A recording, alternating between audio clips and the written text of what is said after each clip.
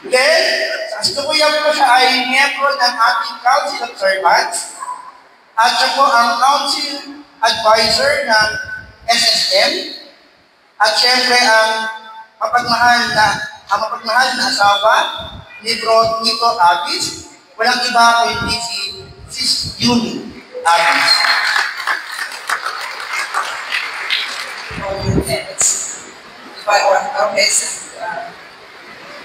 We pray. Heavenly Father, we praise you and thank you for gathering us tonight. Bless every one of us here present. We ask for your guidance and wisdom that we may be able to be of service in our community and to other people as we honor and glorify you, O Lord. In Jesus' name we pray. Amen.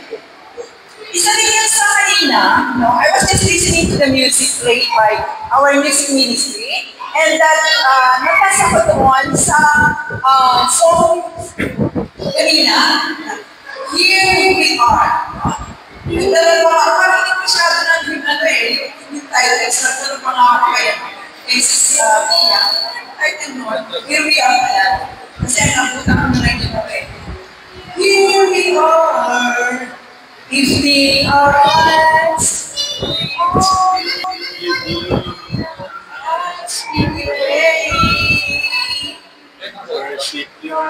hindi ko na alam.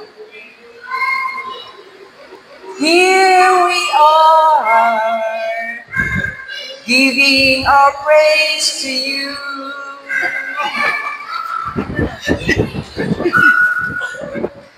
Ano nga ba yung mga lyrics kanina? Na gusto ko talagang pakinggan. Kasi everything that we do, is all for the glory of God.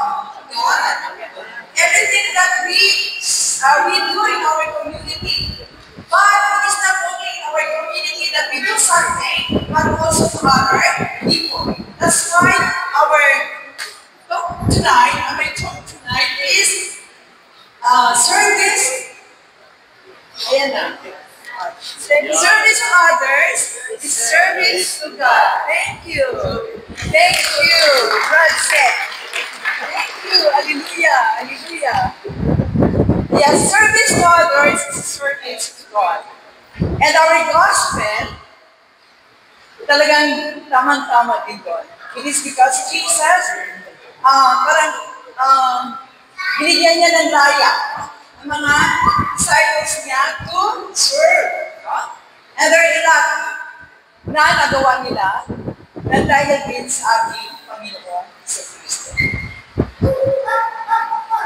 Okay, we start with, for even the Son of Man came not to be served, but to serve and to give life as ransom, to be ransom for many.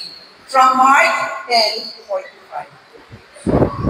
Si Jesus kasi, hindi siya nagagawang tao. Para lang to rule the earth. Hindi.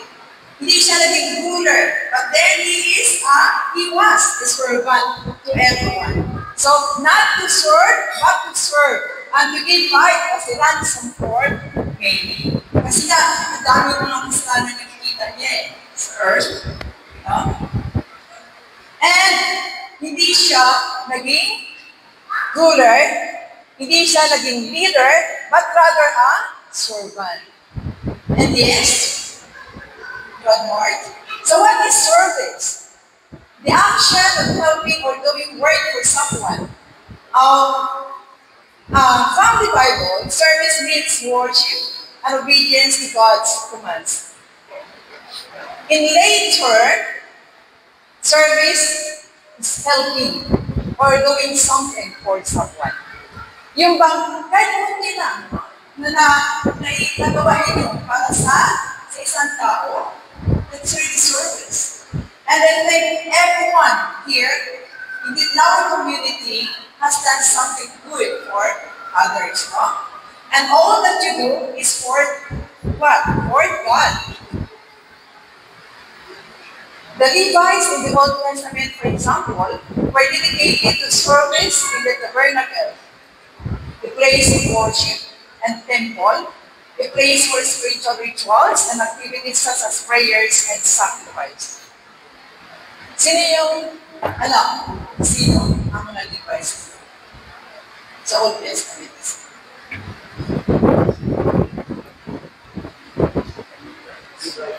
Yung mga Levites are those the ancient tribe of Israel, from the descendants of Levi.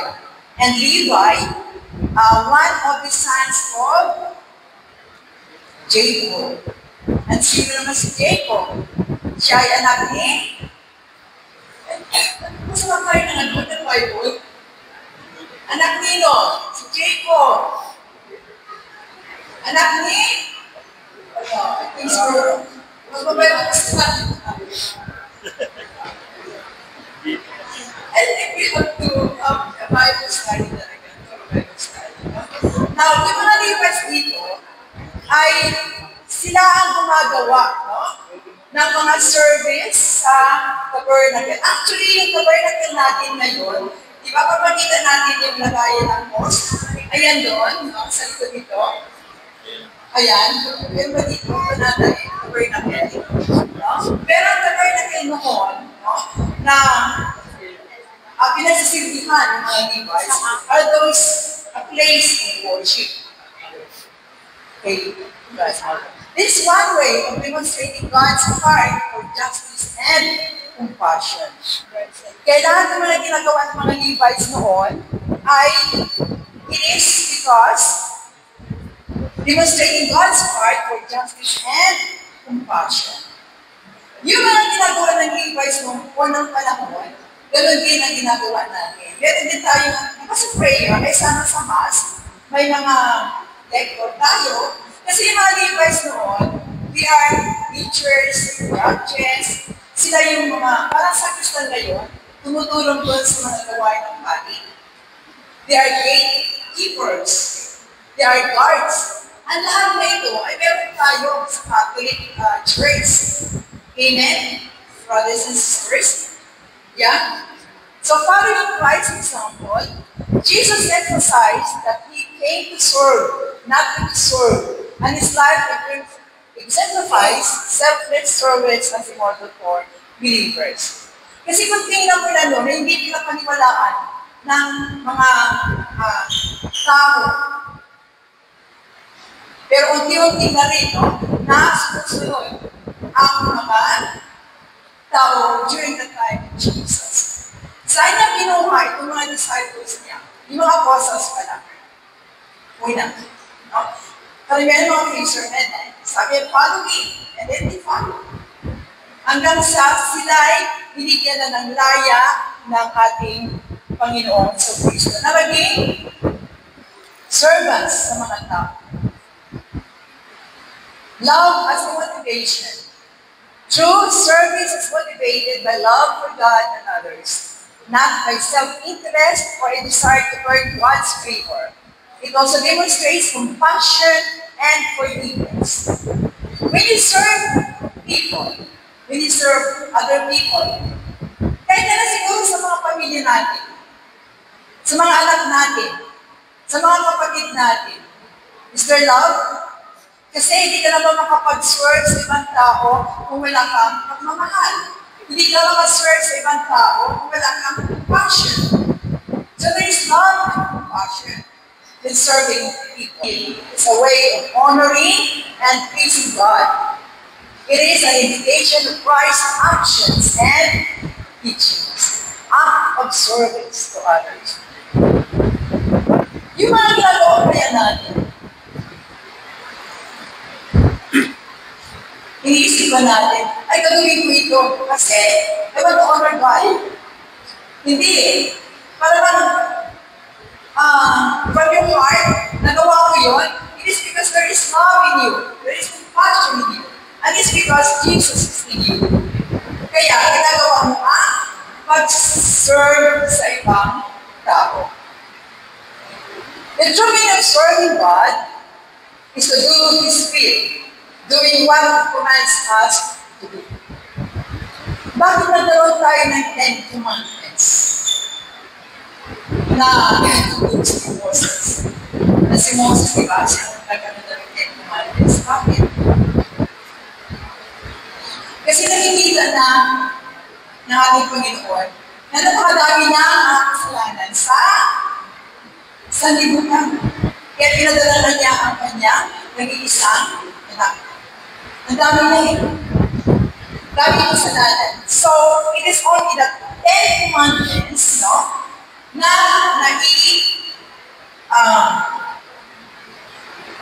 word, that's the word that describes yung nagbigay sa atin ng Panginoon, no, to follow. Why? Kasi it is our guide. Ay, hindi pa rin pwedeng magnakaw. Ay, hindi pa rin pwedeng pumatay ng basta-basta. Ay, hindi pa rin pwedeng ano yung mamutugluya ba? What is this? Mamutugluya. Ayun, no? Proverbs 1, there was wife kumbaga. And then, steps to serving others well. Change your position. When we serve others, we take the role of a servant. If you are in the workforce, di principal ako eh. Sundin niyo ako. Master teacher ako eh. Ito ang gagawin na yung member ka lang eh. Chairman ako ng board. So you have to follow me. This is not good. No? Kasi, when we serve others, we take the role of a servant. Kasi may mga ano tayo eh. Something na nagiging, nandun na yung isipan natin. Kaya nga, every time that we start, pag nandun tayo una-una, first year of in the office, ano nangyayari? Sunod-sunuran tayo eh. Hanggang sa tumaas na yung position natin. And after which, nandun na tayo eh, na nagiging makapangyarihan na tayo. And that should help. Kasi yung mga tao under you, that time, ganyan ka rin. So, feeling what you are. Kaya there is love and compassion sa pagsiserve. And take time to listen and listen to others' suggestions. Don't insist on something because you are in authority. Pag tayo'y head sa isang ministry, huwag mo na sabihin, ito gawin niyo. Kasi, head ako eh. In our community, even if we are head of the ministry, then we have to consult others under you. It is not because I am the head of SNM or PNM, para lang tayo. As head, you have to consult other members of our needs. Hindi yung tapos, another exclusive ko lang. We have also consulted everybody. Na hindi na ito ay, because you're the head of the ministry, susundin ka na niya. We have people around us, people under us, pero magiging maayos na ang ministry, everyone cooperates. And with that, lahat tayo ay magsiserve. Hindi lang yung sa ibaba, no? Wala lang tayo dito, di ba? Wala lang tayo yung mayayaman, o pobre, o what, we are equal. Yun ang sinasabi ng ibang community. Mabuti pa kayo sa Servitary. No? Walang mayaman, walang mahirap, walang manager, kundi pantay. And number 3, care. Even when it costs you something. Even when it costs you suffering. Nag-serve yung mga disciples, no? Nag-serve. During the time of Jesus, which you know na, ang napaka-hutan, baga ngayon, the word is hutan, sa mga nangyari sa kanila. Why? Because they are serving God. Kinarami na sa Jesus. So, ang iba na iwalit pa diba? Ano na namatay? Namatay sa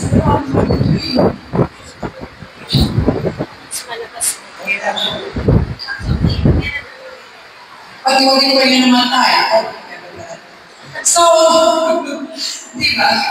Yung na, kaya sabi, there are times, even my sister said, yung pag mag-serve pala sa akin, Jesus, mag-serve pala sa Panginoon, ay magkaroon ng maraming problema.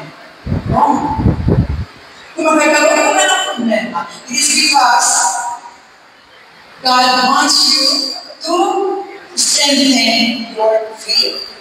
Hindi yung bibigyan ka ng problema, it is because you are serving God. Para maniata yung isip ng mga tao. Eh, sabi na sister ko, nasa Mary's encounter, kasi naman nila ng Amerika, 30 years ago, hindi na ako mag-serve kasi, pag nasa-serve, pala sa Panginoon, ang daming problema. So ngayon nasasabi ka, it's because mayaman ka. Nasasabi ko ngayon, it's because hindi ka na sorry, every Sunday ka na nag-serve, nagsisimba, kasi mayaman ka, kaya nasasalita ka ng ganyan. Which should not be. Kasi there are times that God only tests our faith.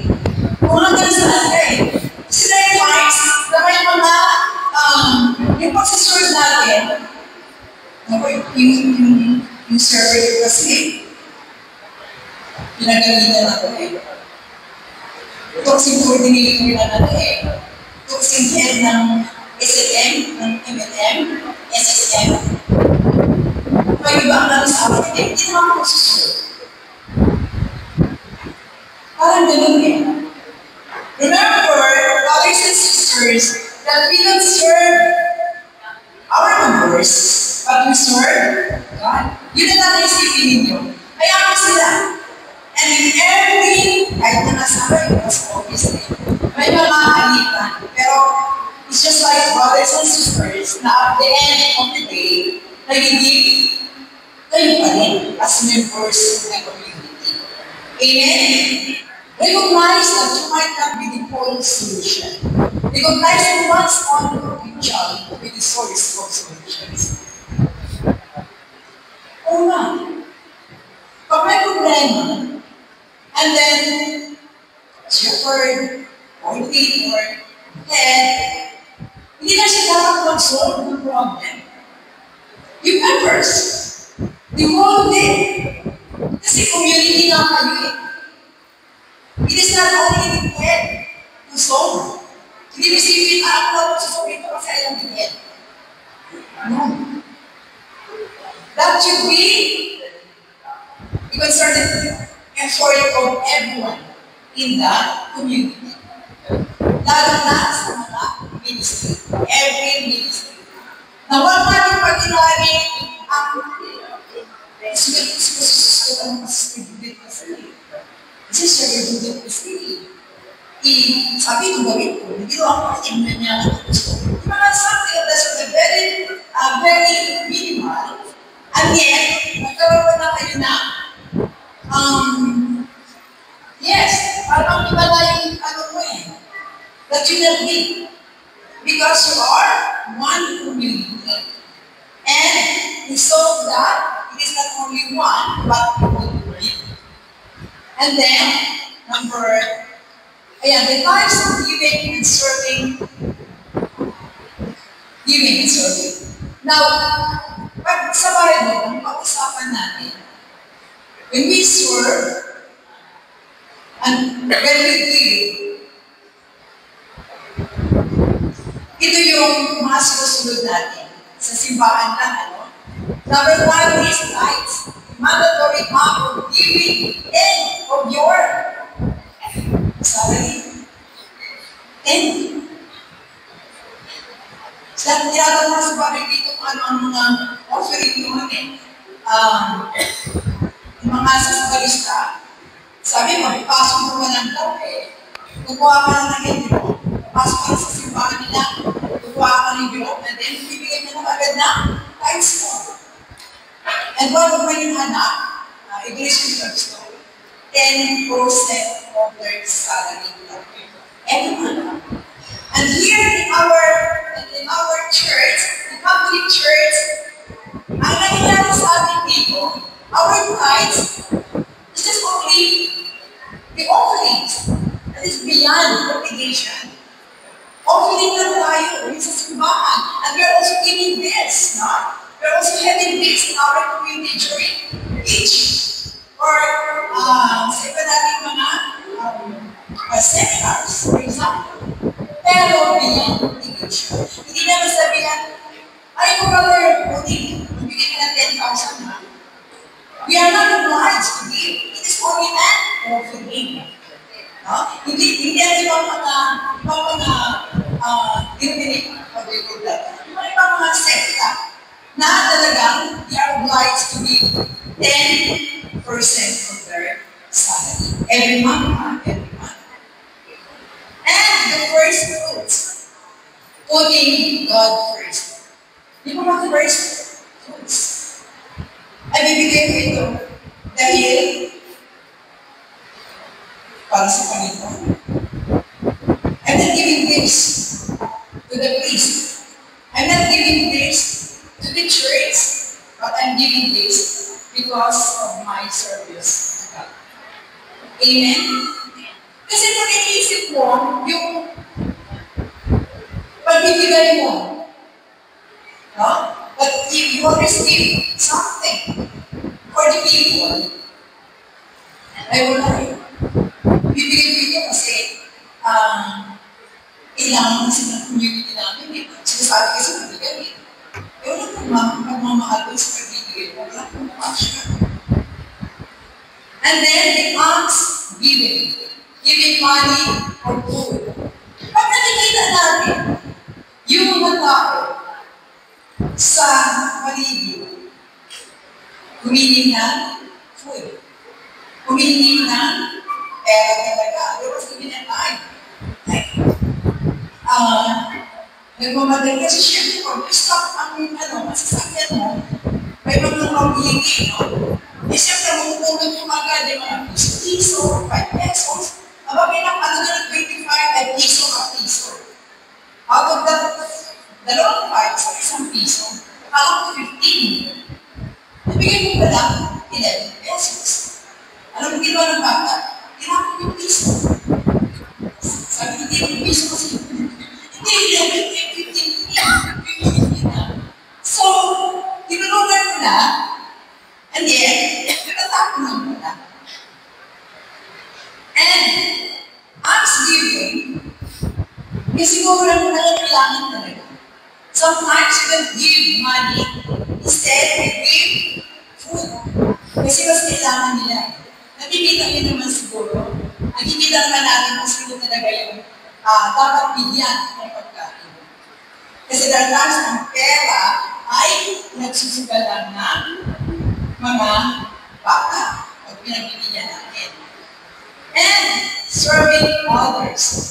Christ like the word, kulang, matanda na kasi ang gumagawa. Sorry. Serving others, Christ like the word, ay only service niya. Even to the last hour of his death. Service pa rin. Although, he knew very well na mamamatay siya, and yet, kinontinue pa rin ang kanya gawain sa sangkatapos. Service. Serving others. And using spiritual gifts. Ano yung mga spiritual gifts na we have? Ano yun?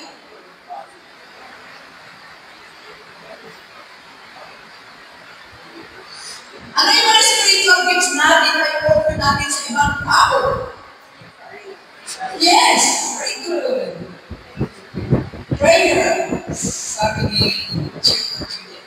Prayers, spiritual gifting. I cannot give you money doon sa hospitalized ka. I cannot give you money dahil accidental ka. But what I can offer you, prayers. Hindi ko everyday. Pinag-pray namin isa-isa yung mga nangangailangan dito sa ating community. Especially, health. Yung mga on the verge, gano'n, no? Yung mga, alam niyo na, no? Pinag-pray namin yan, isa-isa talaga yan. Pinapangalanan namin. Kasi that is only our way in reaching them. Kasi, kapakinggan ito na, Panginoon. And, of course,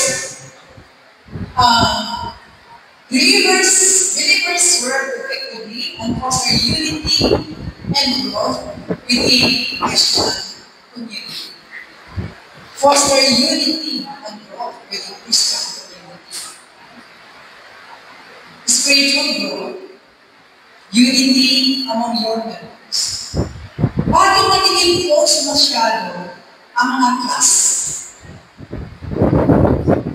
Like class 70.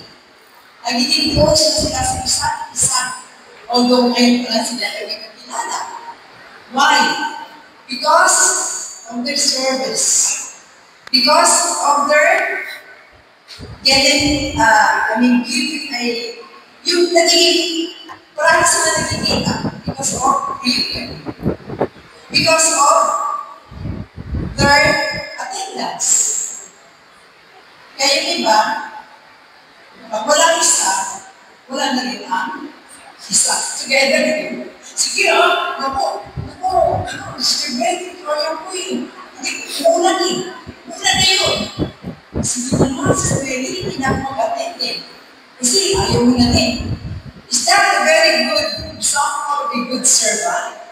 No. The more na hinayatin ko yung isa, pag naligaw yung pwede si Mr. Bet, then pwede si Mr. Melly. Hindi sabihin mo, ayaw mo, ayaw mo, isa, hikayatin ko naman yung isa, Sister Mary ko naman, isasama ko naman. I mean, that way of pursuing something in your community na magiging united kayo.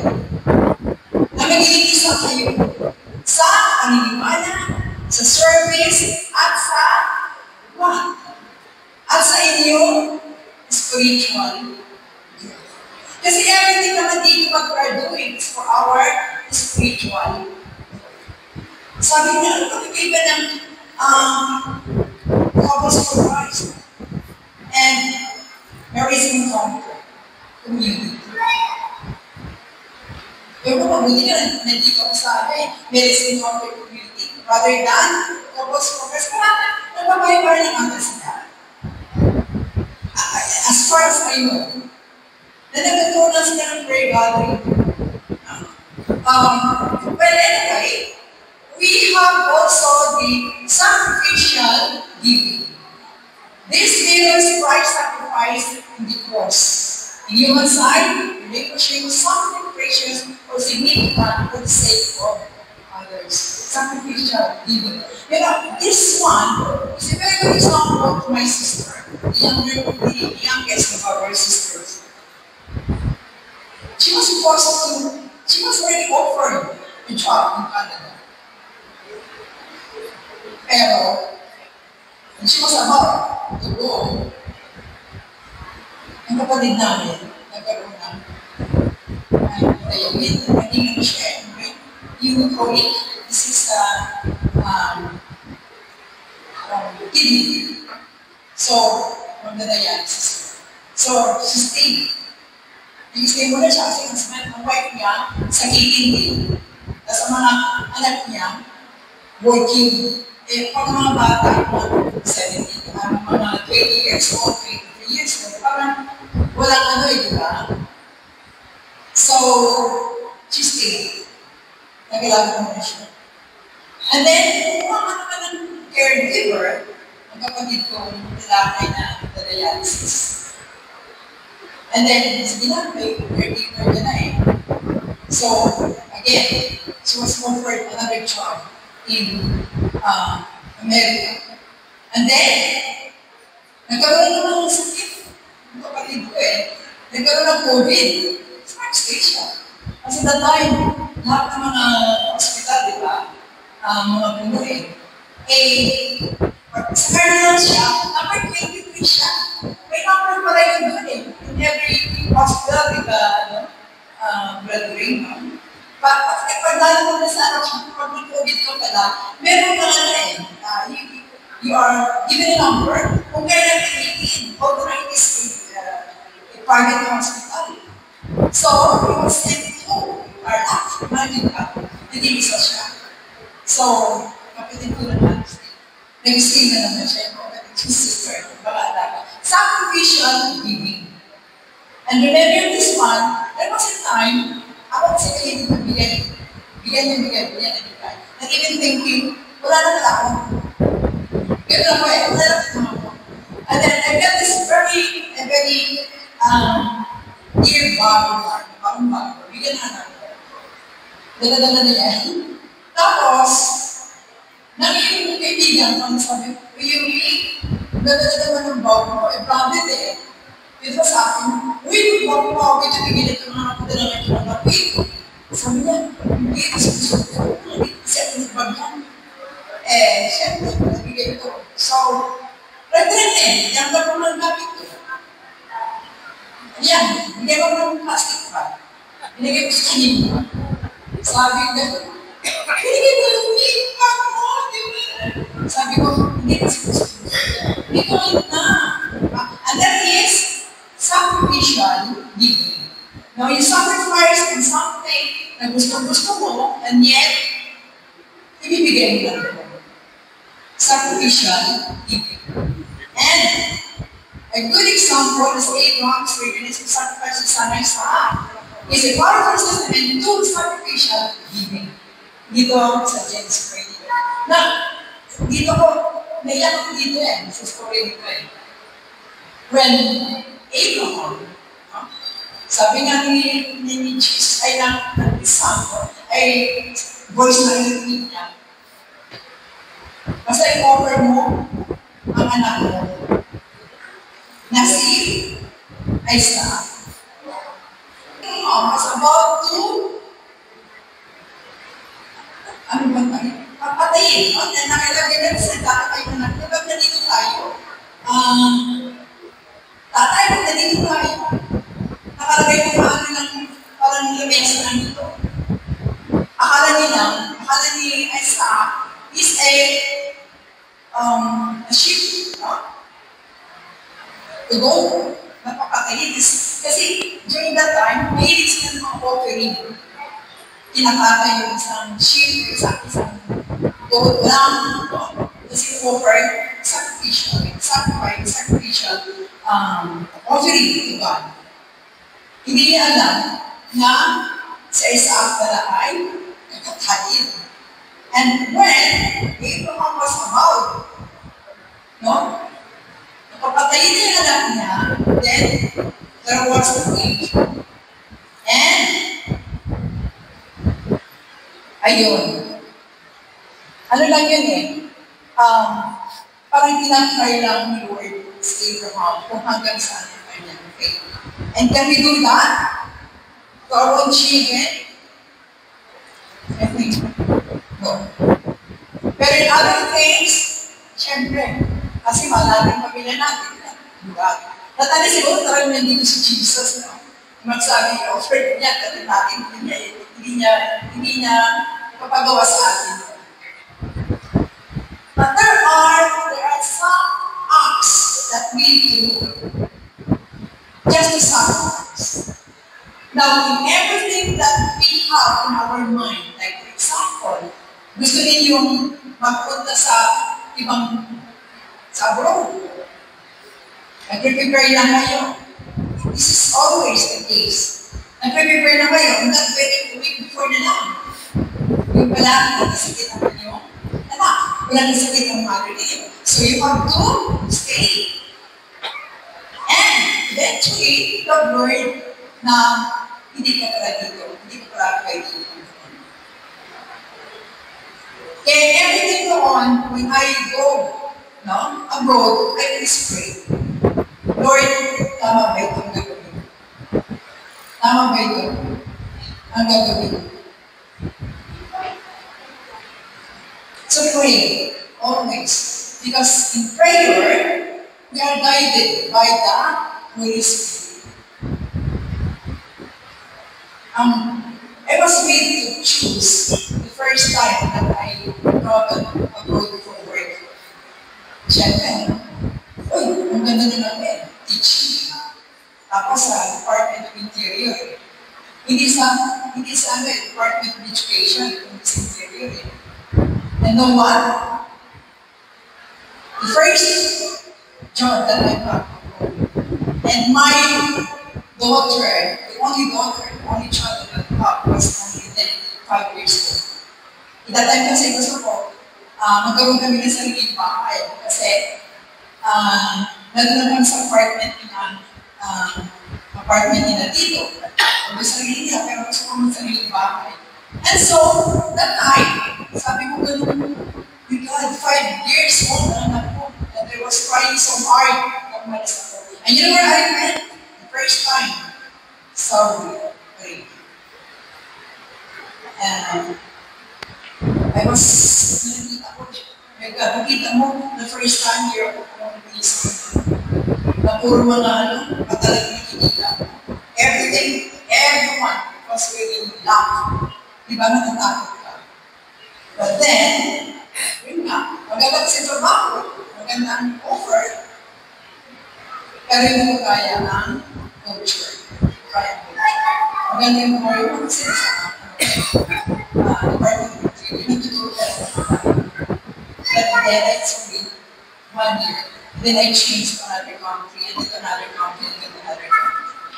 Actually, it's not really work that time na. Because ko lang makita yung mga culture, ma-experience ko kung anong culture ng Switzerland, anong culture ng Greece, anong culture ng Qatar, anong culture ng London, anong culture ng Paris, ganun ba?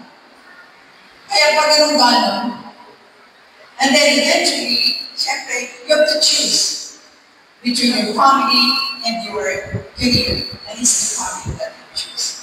Kasi magkakalis na kayo and work on that. And of course, that is the service. And then now, we are here, that we are in one community where we have this kind of service for others, service for God. And of course, ayan, sabi sa 1 Peter 4:10, each of you should use whatever gift you have reserved to serve others, as faithful towards God's grace in its various forms. Na-mention dito parang po kanina, time, talent, and treasures. Your time, no? I was thinking kanina, naku, yung tao ngayon, but yet, here we are. Ang dami pala namin, walang natin Panginoon. We are here to serve God. We are here to serve other people. And because of that, your time, kailangan natin. And then of course, talents. Hindi ba kasi, dati, nakikita ko si Shepherd Nancy. Si Nancy kasi, parang mayayain siya dati. Pero hindi naman, di ba kalahin ko reunion My gosh, ang santa nga, tuloy. No? And that is the power of God. The power of your service, the power of God, and the power of what you are in the community. Amen? Kasi, not dito. It is here that we find mga nagkaanak. Diba? Kasi na, Shepherd Karen. Mga nagawa ng mga maraming kotse, maraming cars dito. Di ba? Nagdalaw at tatlo. It is here in our community. It is because we are serving God. And because we are serving God, we are, of course, serving other people. And, of course, these talents, ay ba kasi, ayaw ko. Ako kasi, ang galing-galing naman ka. Pero, ayaw ko hindi ako sabi. Inano ko sila sina Brother Joseph inano ko sila Jay, ang galing nila. Gusto ko rin gusto ko naman. Ay, di nila ako kanina. Nagtanong sila ba yan? Ako si Lutong, si ano pa na eh, si Brother Wood, nagkakamakit na kanina. Hallelujah po yan! Oh! Di ba, hindi mo doon? Si Bong Rebelli ay nandito na. Nalunas na dito sa music ministry. Amen? So, show your talents. Hindi yung nandito ka lang. Diba? Kasi, si Marie ko, di ba ka lang? Tulog ka lang ka. Talent. Huwag kayong mahiya. Si Sister Arya, Sister Arya, ang dami pag-ano sa kaya. So, treasures. Ano yung treasures natin?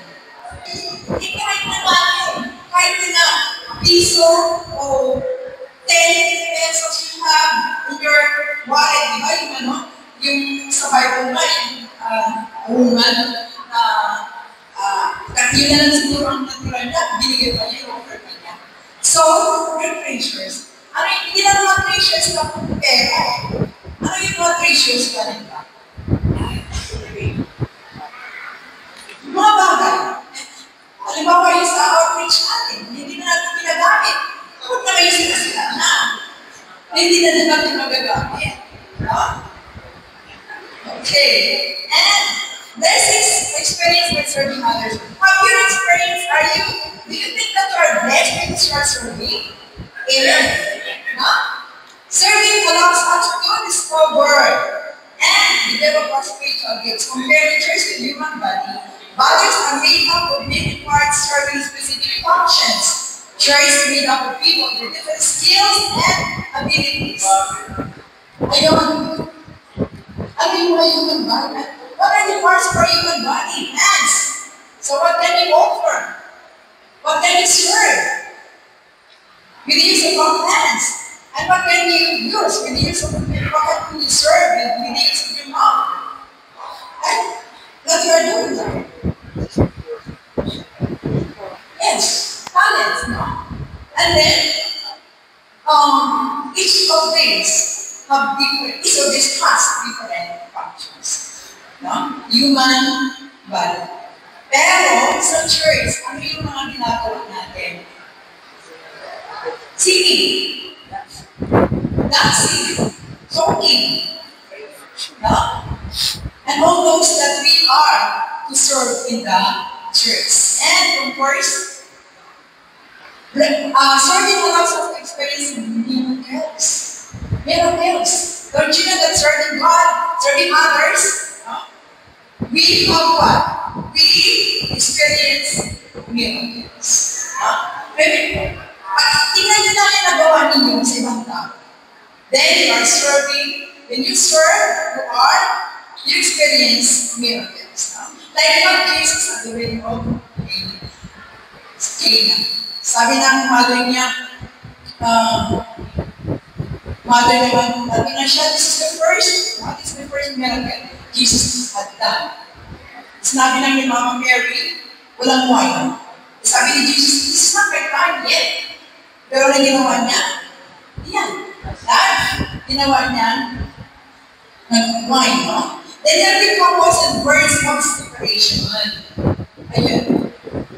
Sa mga klase ninyo, alam niyo ba kung sinasino ang the words of inspiration? Hindi. Alam natin, mga shepherds, no?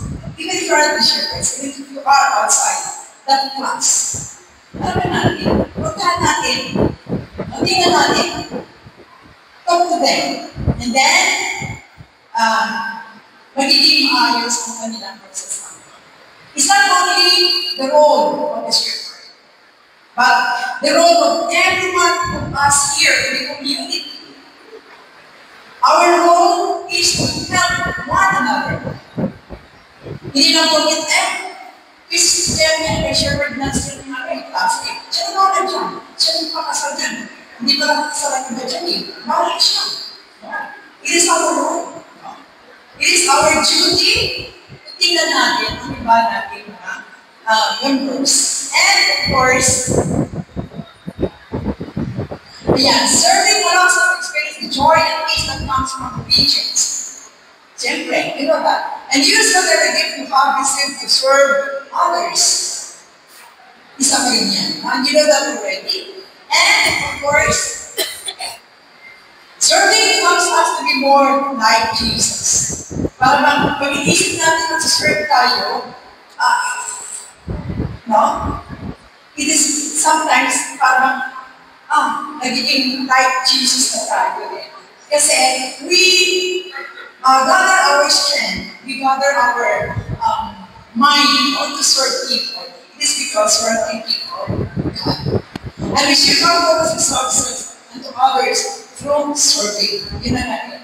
And let's say and serving us with other Christians who can help us follow Jesus. Yung mga salita natin, Eric, kasi 1 hour lang naman din sa simba. 1 hour lang naman tayo dito sa mga talk natin. 45 minutes to 1 hour, ano yung mga reflections natin, ang mga prayers natin.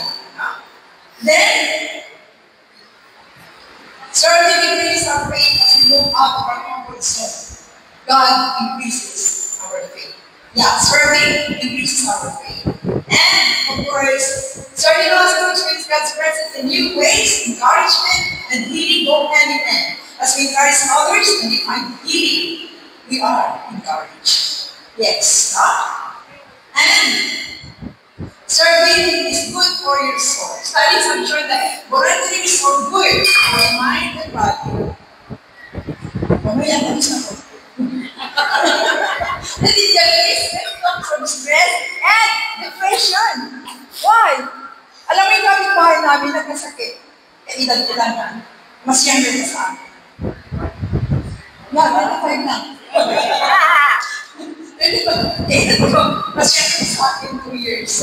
You know what? Nagkasakit siya. Nandun siya ngayon sa hospital. Why? Wala siya natin pupuntahan. Sorry sa tindahan. Higaan. Nagkasakit ganun siya. Nagkasakit siya ngayon. And why? No? Kaya nagkakaroon tayo in serving others kasi we go everywhere to show our love and compassion sa ibang tao. Serving them. And nawala yung stress and depression natin. Sometimes we got all these problems at home.